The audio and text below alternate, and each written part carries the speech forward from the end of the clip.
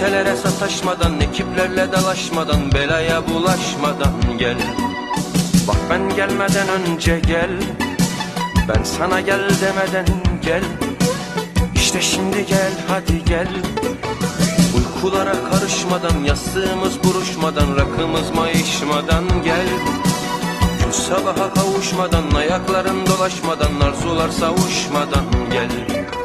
Ay pencereden aşmadan, karanlık yolda şaşmadan, yavaş yürü koşmadan.